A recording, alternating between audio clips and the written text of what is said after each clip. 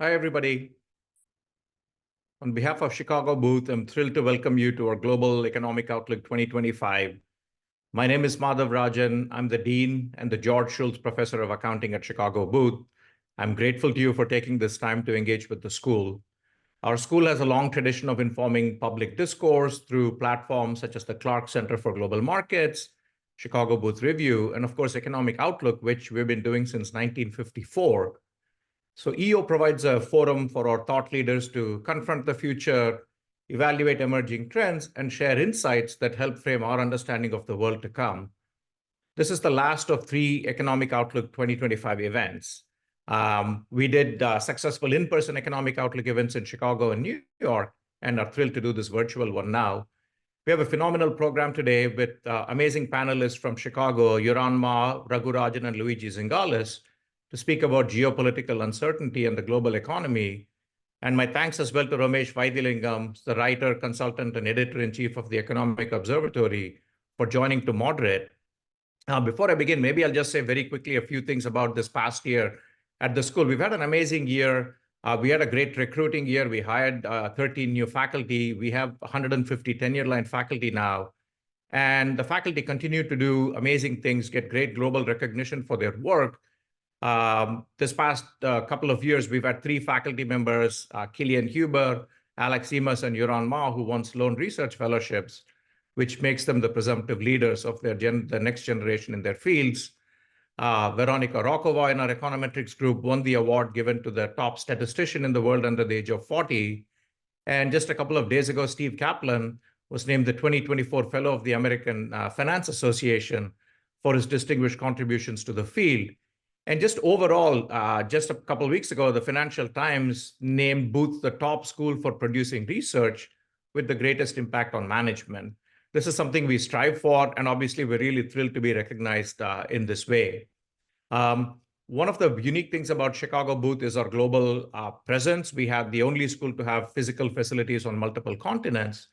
And at both London and Hong Kong, we now have faculty in residence programs. So Steve Kaplan is the Rothman faculty in residence in London, and Bernd Wittenbrink will be the Wei Chai faculty member in Hong Kong this spring.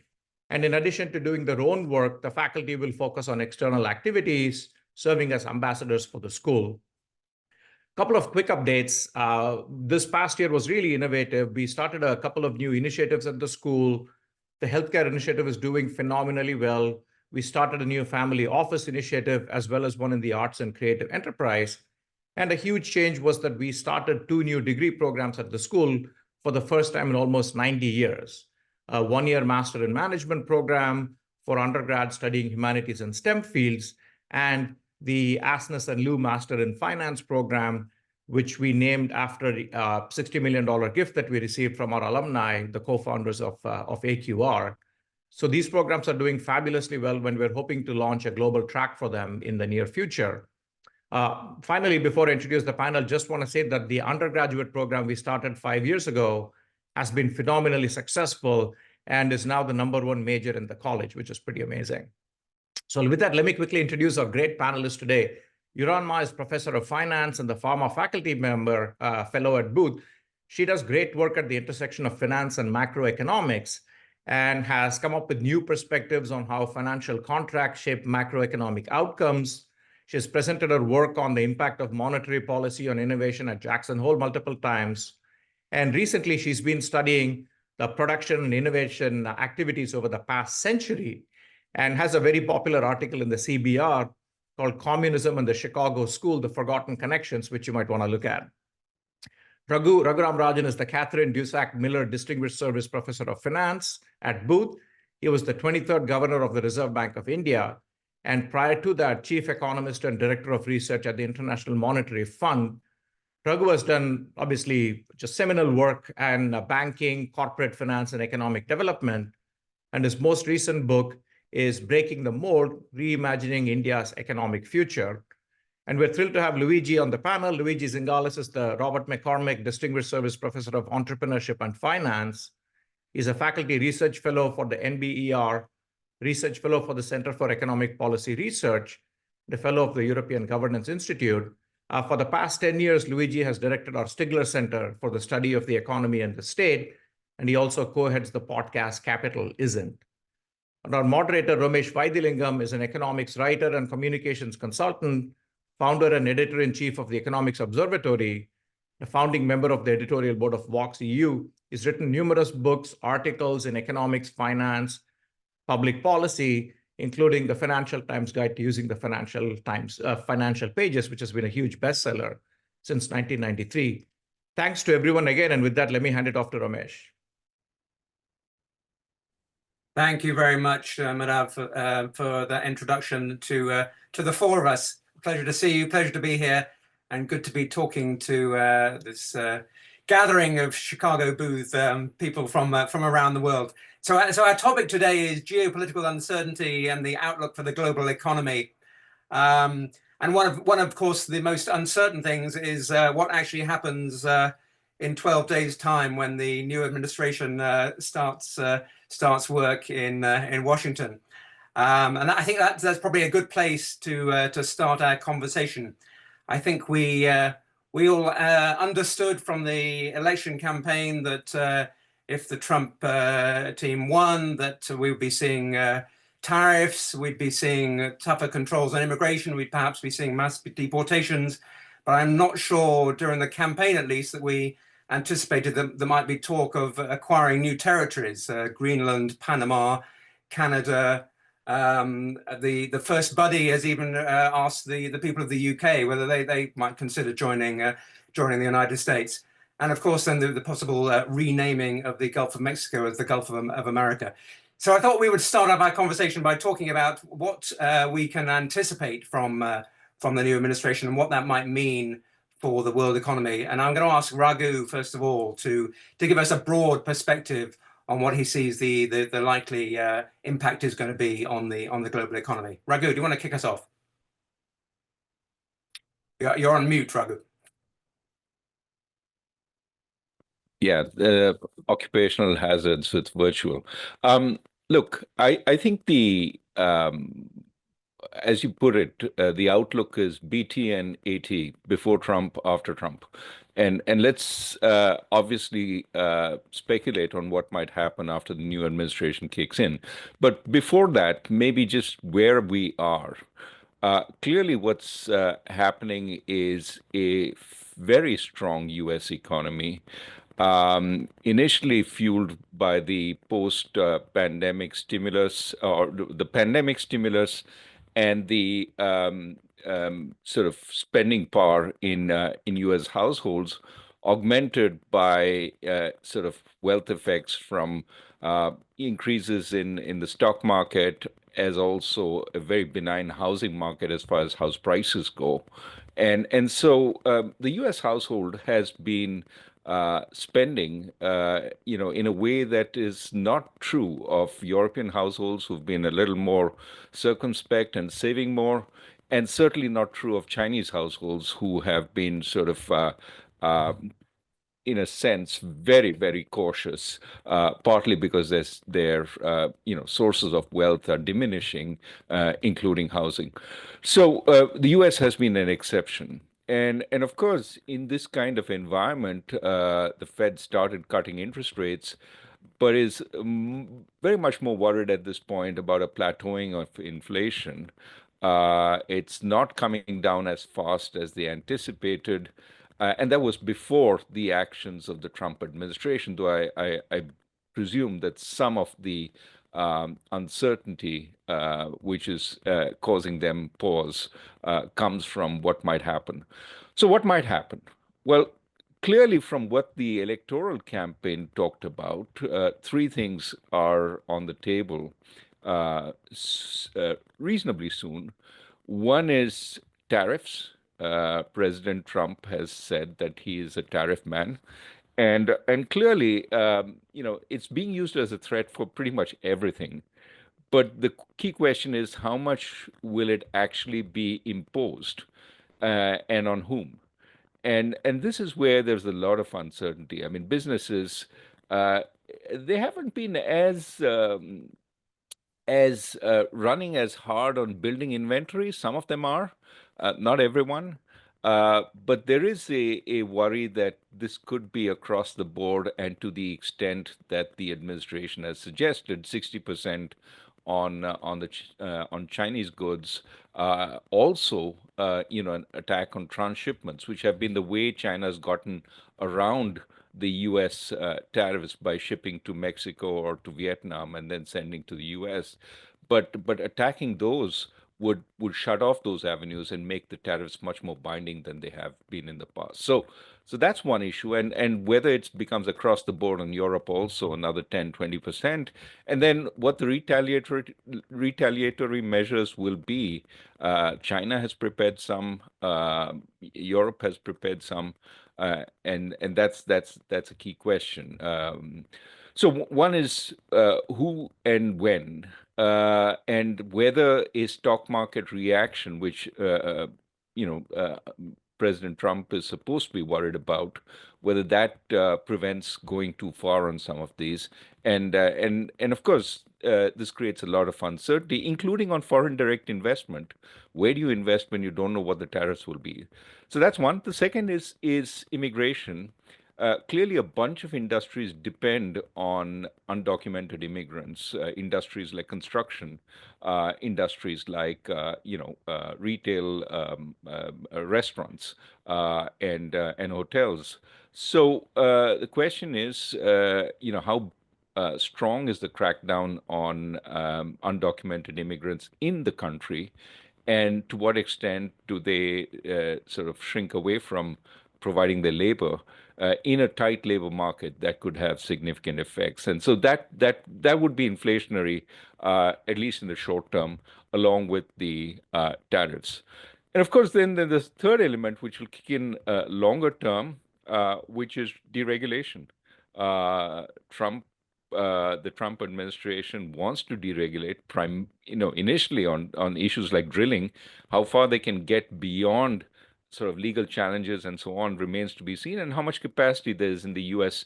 energy sector to, pump up is a question. But there is a sense that, in areas like banking, cryptos, there may be deregulation, which is prompting some of the stock market surge in anticipation of the Trump administration coming in. So which ones of these will the administration do? How much of it is a bargaining ploy? How much of it is actually going to be implemented? The only thing one can say here is there's a lot of uncertainty. And there is also a sense that some of it will be. I would suspect some of the strengthening of the US dollar in recent days, as well as the decline in the bond market, is suggestive of the fact that the markets are anticipating some of this is going to be strongly is going to be implemented in ways that increase inflation, but also tend to increase tariffs, which is why the dollar is also strengthening in anticipation of lower deficits. Thanks, Raghu. It's a great introduction. Yueran, can I turn to you and perhaps pick up some of the things that Raghu has mentioned there? And one thing I'm particularly interested in what your view would be of the effects of the president-elect's threats to other countries. We've mentioned tariffs, but also, we're getting threats to their territory now. Could you take us through some of the possibilities there? Well, I will follow Raghu's framework to start with where we are in terms of China's economy, and then, as you said, to set the stage for understanding what might happen going forward. So over the past several decades, the Chinese private sector has demonstrated an incredible ability to innovate in many fronts, in tech, in EV, and so on and so forth. But they operate in this pretty complex environment of political settings, both domestically and internationally, as we've seen. And domestically, the government's objective was economic growth for several decades, but not so clear anymore. And in fact, in the grand scheme of things, if you look at government objective over history, actually, it's rare to have several decades like what China experienced of very much focusing on economic growth. Many times government's objectives around the world was geopolitical, war, and maybe religion and other things. And so now the private sector is operating with less support on economic growth domestically, and of course, a much more complex situation internationally as well. So then what's happening seems to be growth is obviously slowing down, and that has a lot of ramifications. For example, people now are quite worried about, say, the healthcare system. Governments, both national governments and local governments, are running short on budget and supposedly cutting what they pay in terms of medication. And that's one of many things that incentivize Chinese households to save more. And also there are rumors, maybe widespread rumors, that nowadays when local governments are short on money, they look at who are the rich people and go to them and suggest that you give some money, otherwise there will be trouble.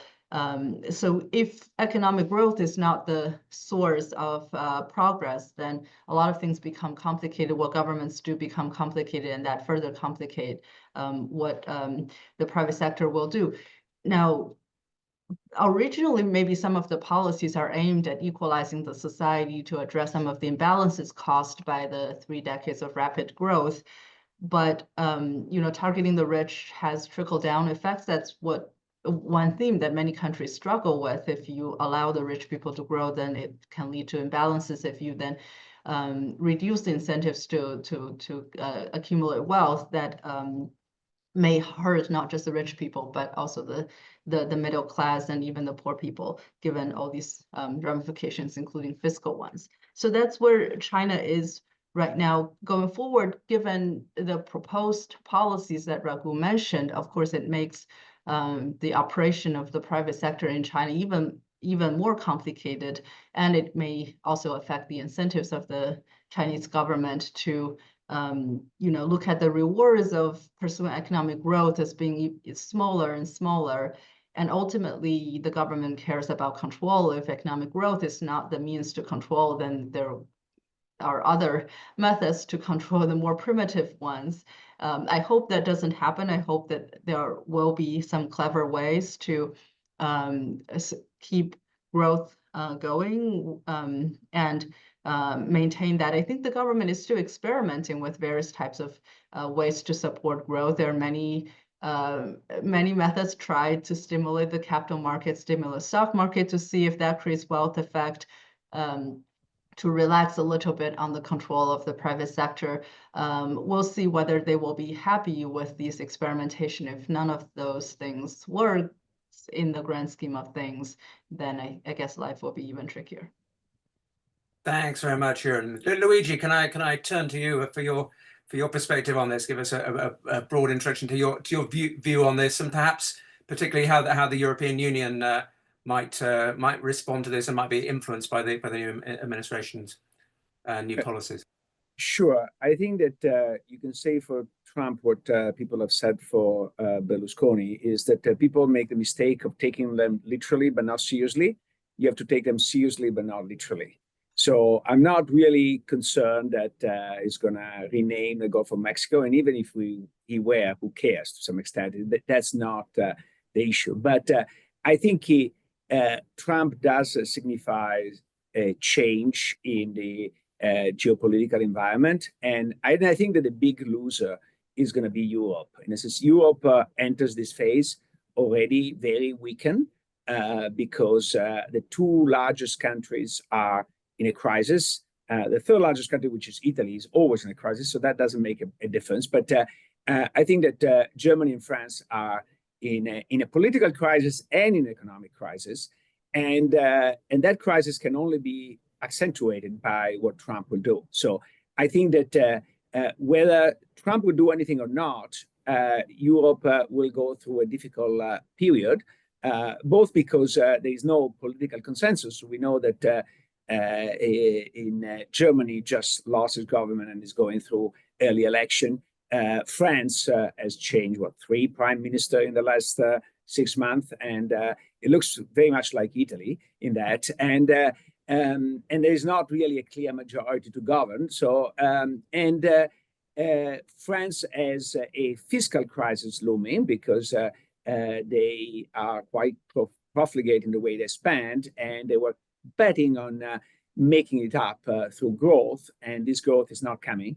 And Germany has the entire sort of economic model at risk, because Germany has really bet very heavily on cheap energy that allows it to export massively manufacturing. In a sense, there is a lot of resentment against the trade surplus of China, but Germany is even worse in that dimension.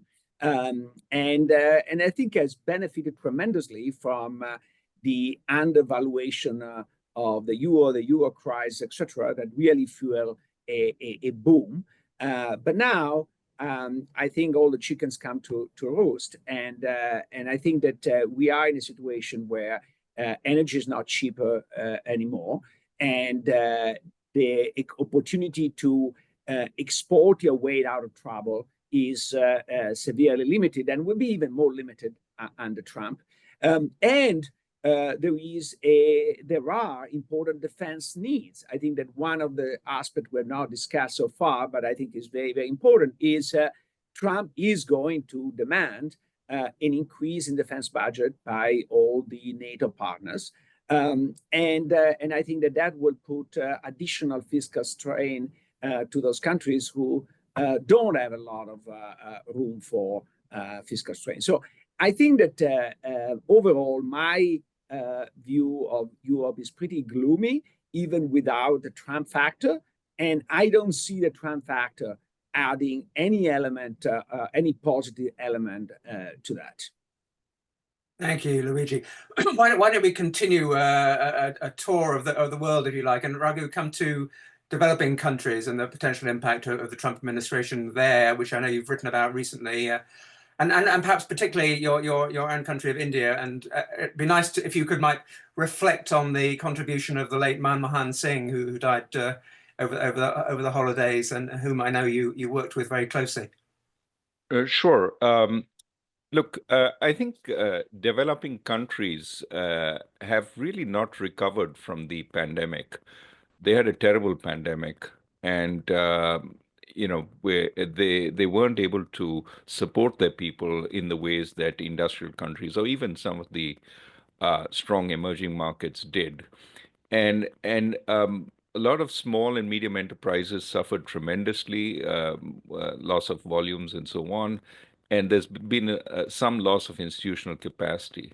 Now, we don't see much of this on the surface. I mean, these countries aren't growing as fast as they did. Many of them have debt problems. And, the way we see this is in, blips up in immigration. That's when it comes to the fore in industrial countries. But it's something to be very worried about, because not only are they in a bad situation in that sense, but with China sort of slowing the commodity demand, commodities are their biggest exports. That's also been relatively weak. Commodity prices have been weak. And when you add to that the fact that manufacturing-led exports, which has been the path for growth for many poor countries, is really so much tougher today, partly because of the protectionism we've talked about. Every country wants to bring back manufacturing into its own borders, but also partly because it's become very, very competitive and very automated. So the jobs it used to provide simply are not there. And so that's even an issue that China is grappling with. Fewer and fewer manufacturing jobs, because automation is taking more and more of a space. So bottom line, developing countries have a difficult problem. I think of India as in between emerging markets and developing countries, because it's still at a per capita income of about 2,800.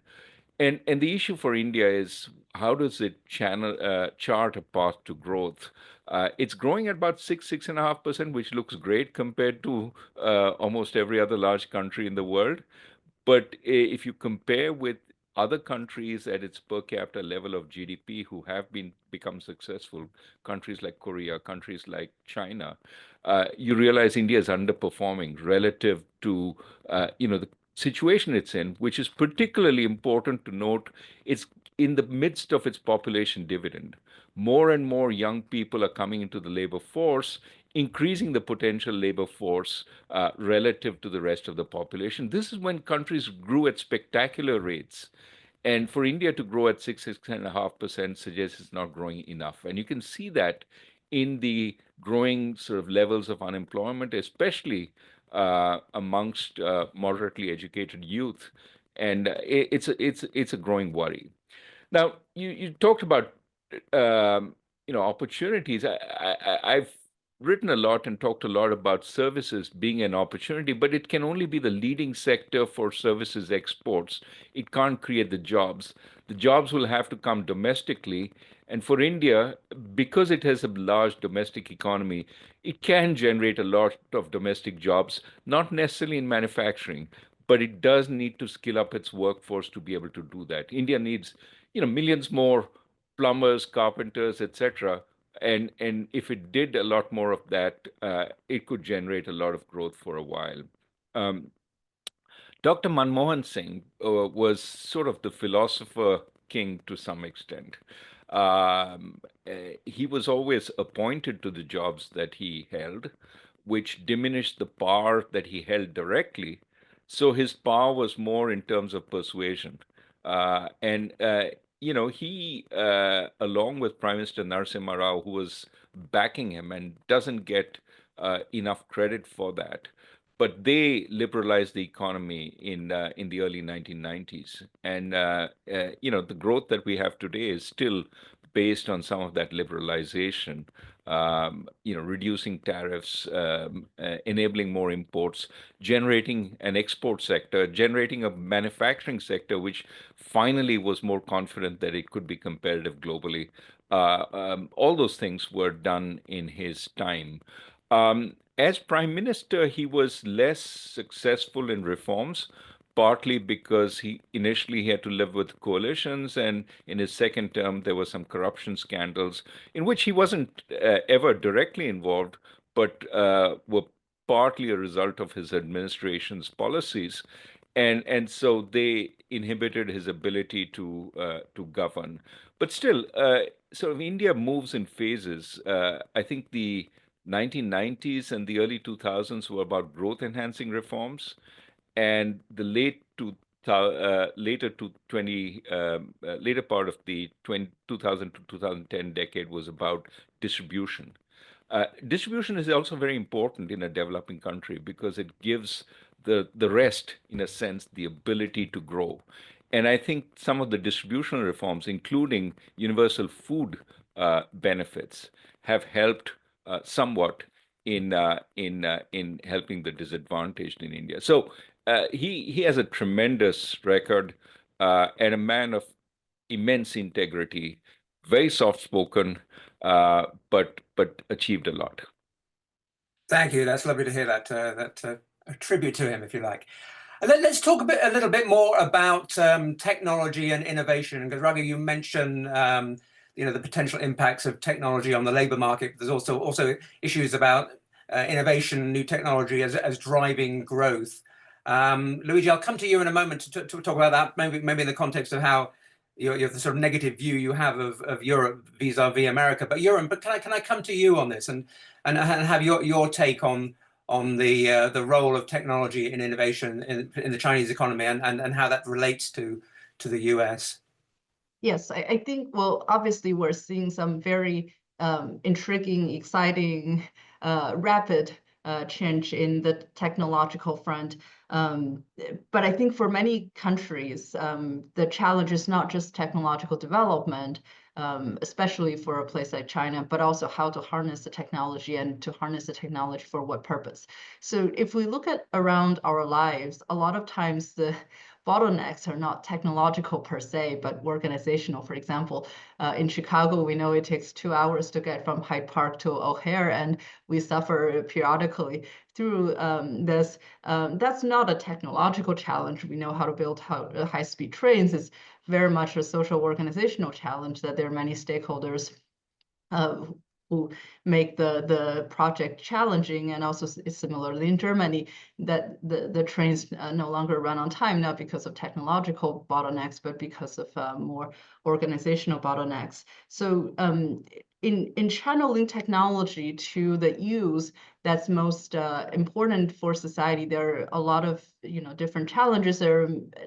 There's trade-off between efficiency and equality. There are different stakeholders, and they each have their own interest. And also, obviously, in the context of China, people would wonder whether technology will be used to make life better, or be used for military and other purposes. So I think those are some of the most difficult challenges that we'll see how society works it out. And also, so in terms of the Trump policies, Trump now, obviously, given his competitive nature, takes the view that suppressing everybody else is the way to help American growth, that U.S. should grow not along with others, but that U.S. growth benefits from the lack of growth of others. Well, that's pretty tricky. Well, Adam Smith says that self-interest ultimately is good for everybody, but here I think there are a lot of divergence, that U.S. is not just producing goods and services for everybody due to its profit motives and self-interest, but U.S. cares a lot about how people use it, who's using it, restricting access to these things. And by suppressing other countries, we'll see what's the implication for stability, ultimately for China in particular, and I think for many other countries. Growth was what's helping to maintain stability. And now when this channel gets shut down, whether global stability will suffer, whether Trump will really have the genius to dictate what others are going to do in terms of geopolitics, I think there's a big question mark. Thank you, Luigi. Can I come to you on this question around innovation and technology, and perhaps a particular perspective on Europe's failure, really, in the sort of high tech area to build big companies?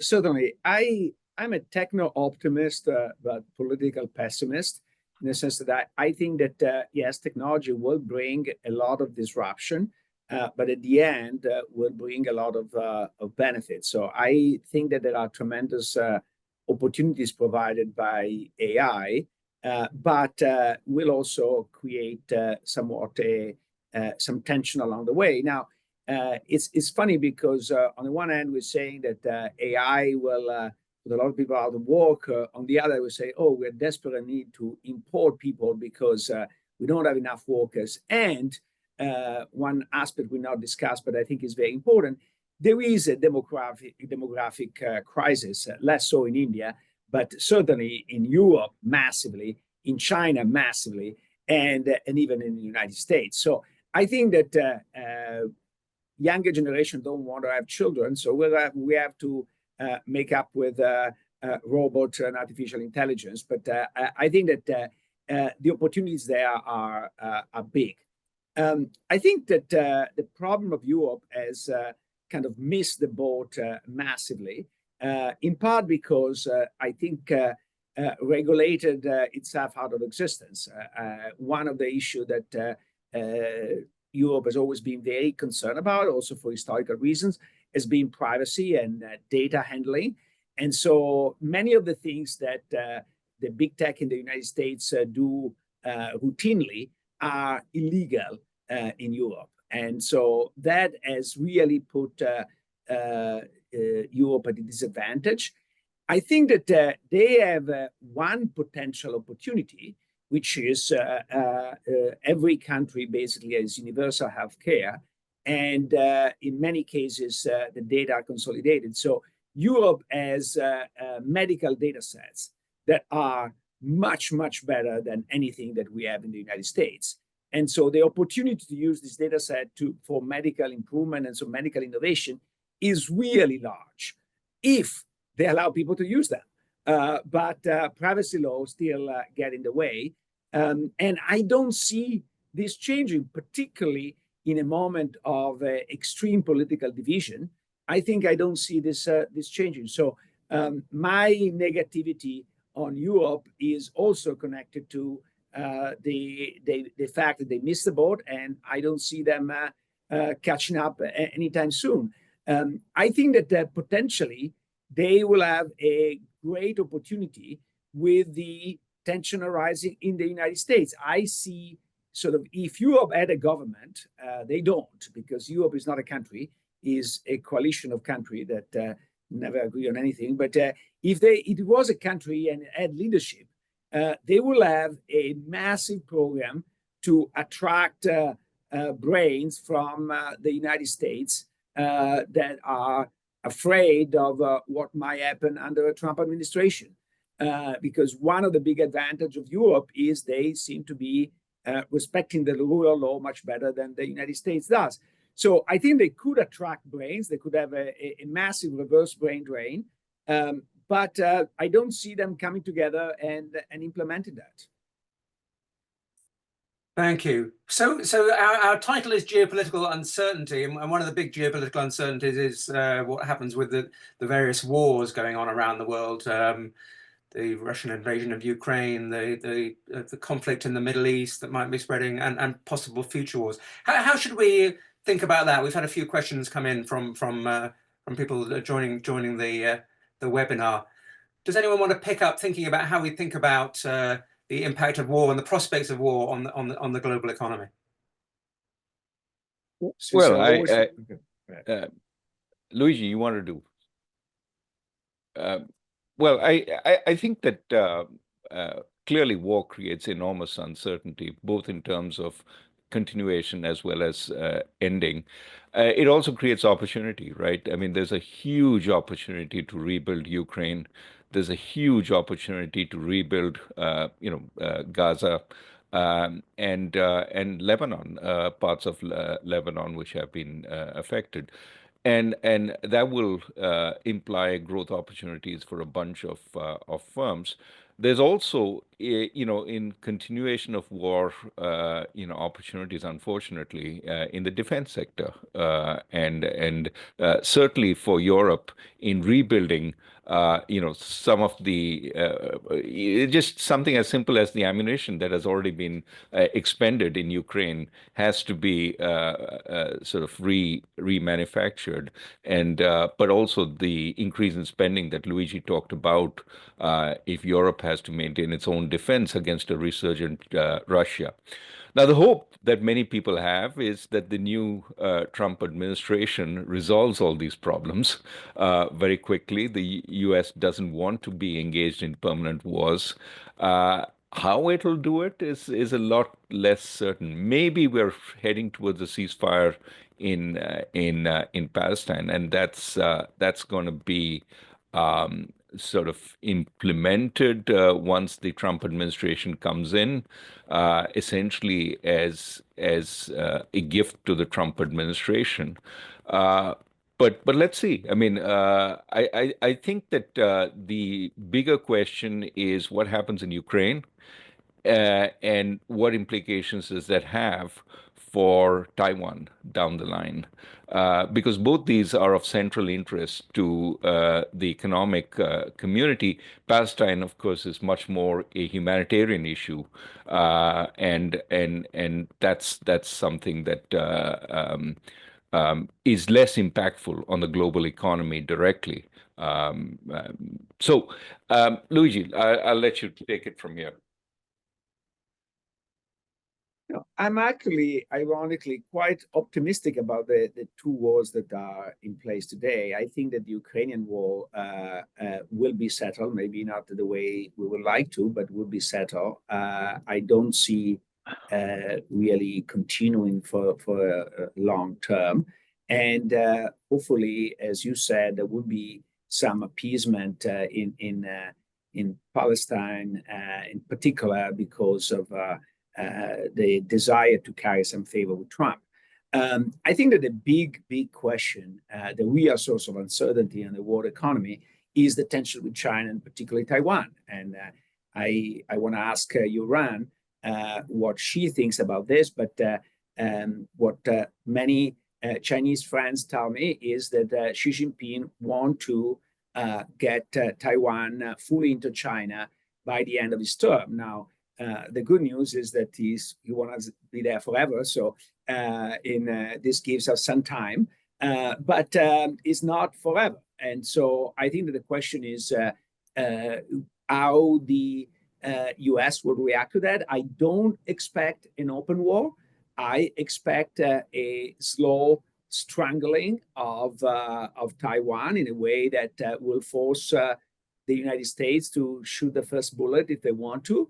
And I don't think they will. But this will create major disruption in the supply line, major disruption in the economy. And I think will create really a divided world between who is like pro-China and who is pro the United States. And again, I have a European perspective. I don't know where Europe will fall, because I think economically might want to fall into pro-China, but politically is part of NATO and depends for defense on the United States. So I think that would be, again, a net negative for Europe. But I think that really the big source of uncertainty is Taiwan and the relation with China. Okay. Yueran, do you want to pick that up? Sure. So on China's side, it's kind of obvious to all observers that China is interested in reintegrating Taiwan. In fact, if you read the New Year address that she has been giving for the past 5 years or so, the rhetoric of Taiwan has become increasingly stronger. In 2022 or 2020, ish, the discussion was very mild. I think it was most in passing, but for the past 2 years, it strengthened to become, historic inevitability. And this year, something like nobody can prevent China's plan to reunify with Taiwan. So it's definitely something that Xi feels is his historic obligation. That's one of the most important things that justifies defying the previous succession rules and so on and so forth. So on the China side, it's fairly straightforward. If the opportunity appears, and that they will try to take it. Now, for the US, my understanding of Trump's logic is it's basically a cost-benefit analysis. For wars that cost the US more without much benefits, he will try to get the US out of it, like in the Middle East and Ukraine and so on. For territorial disputes where he sees benefits to the US, maybe with less cost, he's actually entertaining getting into those domains like Greenland or Panama Canal and so on and so forth. So to my superficial reading, to Trump, war is not a no-no per se, that he's not just disinterested in anything outside of the US. He is interested if he sees that the benefits outweigh the costs. Now, with Taiwan, it's not entirely obvious what are the benefits and costs and how large they are to the US.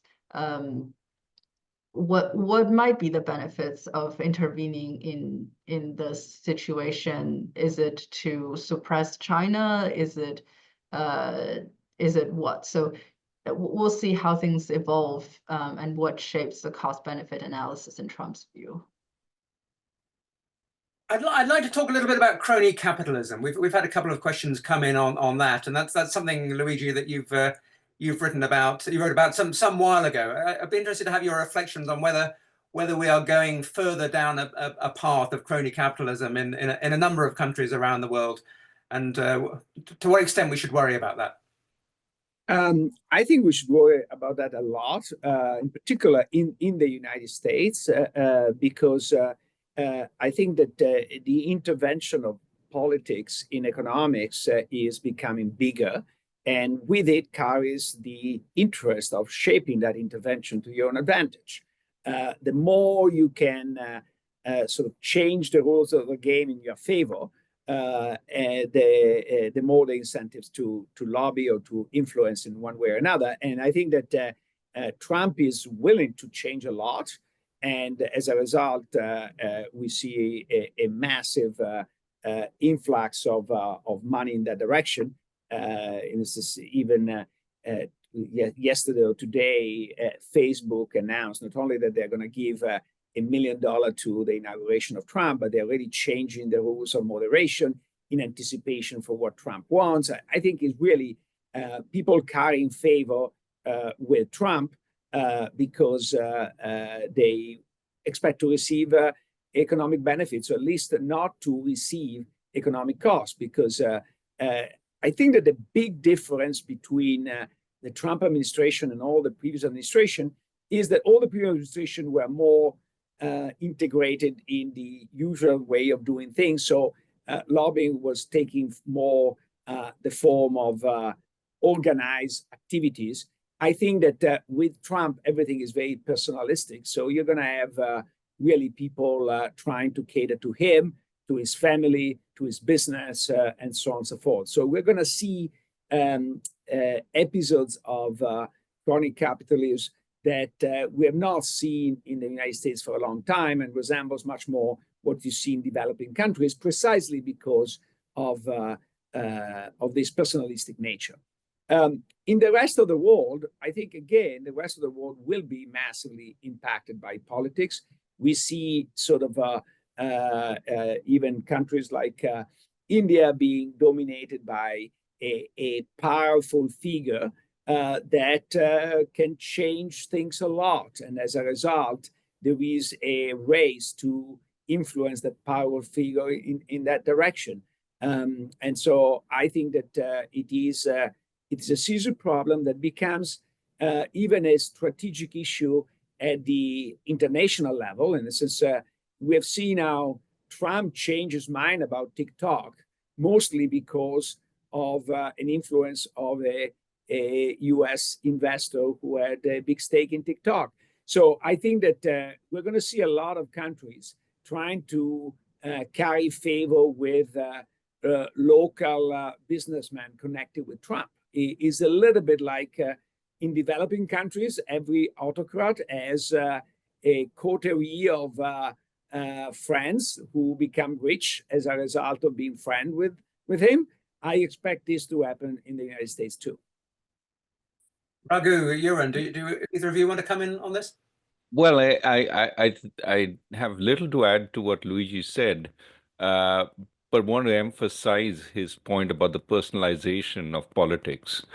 And you have to be in a country like India to understand where this can lead. I mean, India has a democratic press, et cetera, which is willing to speak its mind. But because the government controls so much, it becomes a real balancing act on everything.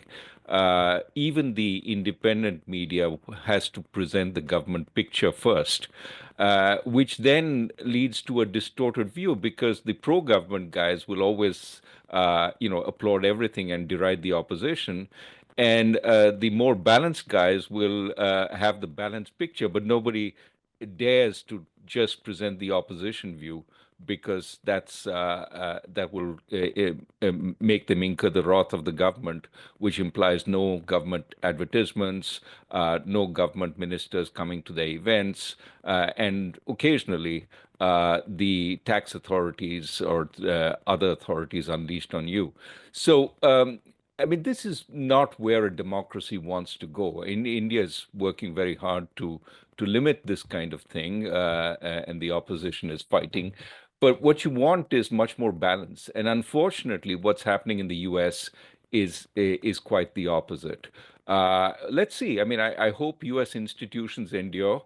But the fact that the Washington Post is experiencing internal turmoil because of what it did pre-election is a cause for worry that some of the magnates in the U.S. now fear the power of the government against them, and as a result, toady up very quickly. That's not what the U.S. wants, and that's a form of crony capitalism which will not serve the U.S. well. One big area, I mean, often people put this in terms of labor versus capitalist relationships. It's actually capitalism versus capitalism also. Think of the big tech firms, their sort of reliance on intellectual property, and the small innovator in intellectual property. Change the intellectual property rules to favor the big guys, and you get a lot less innovation. I mean, I actually know of an entrepreneur who's been fighting really, really hard to get his patents recognized. And it's seeing how hard it is when the person infringing your patent is one of the big seven. It's just incredibly difficult to get it done. And that's going to become more difficult if, in fact, we get cronyism of the kind that Luigi is talking about. Well, Yueran. so here is my conjecture about history. If we look at the very long scale of time, before roughly the Industrial Revolution, 1800s or so, the costs of communication and transportation were so high that only government could lead large-scale innovation, where primarily was the government leading large-scale innovation. That was kind of true in Chinese history, for example. But then the incentives of a government is not necessarily always innovation or growth. And as I mentioned, sometimes it's war, sometimes it's building pyramids, sometimes it's something else. And so for a very long period of time, growth was pretty sporadic. And there are periods when the governments care about it. There are periods when the governments are anti-growth. And then since the Industrial Revolution or so, the private sector has gained the ability to innovate at scale. And then the private sector is pretty reliably driven by making profits. And private sector innovation has probably contributed to making growth over the past 200 or so years more steady instead of completely sporadic. But then this is not a panacea. The private sector still faces complex incentives. The government doesn't completely get out of shaping these incentives, as Luigi and Raghu mentioned, and also as the private sector companies get very large, they create externalities, and disciplining them becomes more complex. And so disciplining large private organizations as well as disciplining the government remains a question. Now, so in terms of the private sector influence on the US government, we can name examples where it could be anti-growth. We might be able to also name examples where it's pro-growth, like Musk's intervention on the H-1B issue. So which side will prevail? We will see. I think it's an interesting economics question to understand whether the private sector's incentives will ultimately lead to better or worse policies in terms of efficiency. Of course, there are also considerations in terms of equity and so on and so forth, which is less obvious. Excellent, thank you. Well, time has flown, and we're nearing the end of our hour. So perhaps I can ask each of the speakers, the panelists, to make a few remarks, perhaps on something that they think is top of their mind or should be top of mind that we haven't covered as yet, and perhaps give a final take on how optimistic or pessimistic their view is of the prospects for 2025, or perhaps areas for optimism, areas for pessimism. Luigi, can I start off with you, and then I'll go back around the Yueran and Raghu.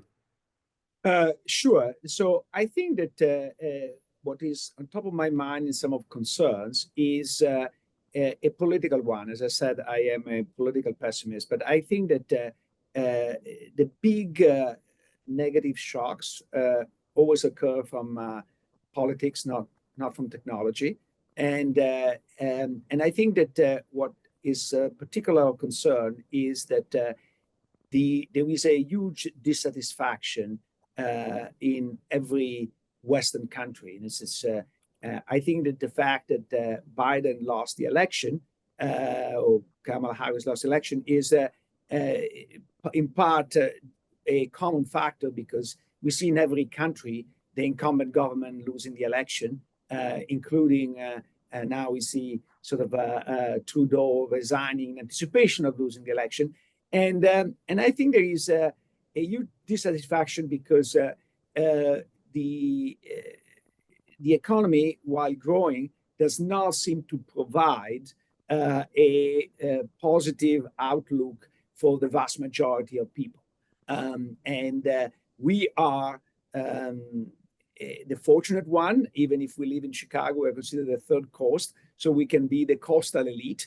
The coastal elite is doing relatively well in every country, but the rest of the country is not. And I think that what it seems lacking to me is a coherent way to respond to this demand that will not wreck the economy, will not wreck the geopolitics of the world.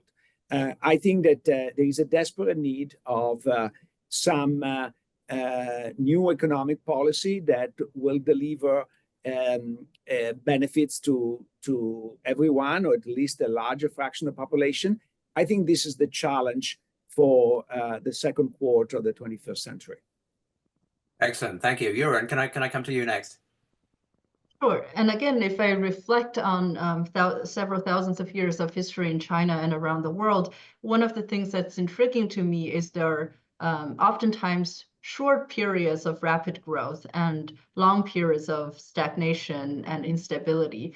How do we get out of this and have sustained growth is one of the questions that fascinates me. And as Luigi said, the periods of rapid growth, on surface, they create wealth and so on, but beneath the surface may create, imbalances, and then society ultimately shifts its focus to other things. And there's a line that I read over the holidays, which is intriguing, which is civilization, like life, destroys what it has perfected. So how to get out of this and have sustainable growth to maintain the society's interest in growth while balancing and addressing the imbalances, I think has been a perennial challenge for many human civilizations, and I hope that we will eventually work this out. Excellent, thank you. And finally, Raghu. So to the technological challenge, which I think is huge, and I support everything Yueran and Luigi said, I would add climate change, which we haven't talked much about, which is the other challenge coming fast at us. And of course, the two are interrelated, that technology can give us the ways to solve the climate problem. But there's a third aspect, which is the constraint. And that constraint we haven't talked about at all, which is the fiscal constraint. Actually, Luigi talked a little bit about it in the context of Europe. But huge fiscal constraints on the developed world, which is making it hard for them to support the developing world in reacting to some of these challenges. And so ultimately, it makes politics so much more difficult when you don't have the resources to spend to throw at the problem. So the next 25 years, are going to be very, very interesting, very challenging, but also hopeful that technology, which is advancing in leaps and bounds, gives us the tools, even while providing the challenges, gives us the tools to solve some of these problems, so long as we sit down and use it rationally. Thank you. That's a great way to finish. So this has been a good conversation. I've certainly enjoyed it a lot. Thank you so much to Yueran Ma, Raghuram Rajan, and Luigi Zingales for joining us. Thank you to all our audience for joining us too, and to those of you who submitted questions. This has been recorded, and the Chicago booth will make the recording available on YouTube. And if you enjoyed it, perhaps you'd like to share the link with friends and colleagues, that you'd be very welcome to do that. Let me just close by wishing everyone a happy 2025. All the best to everyone. Take care. Bye-bye.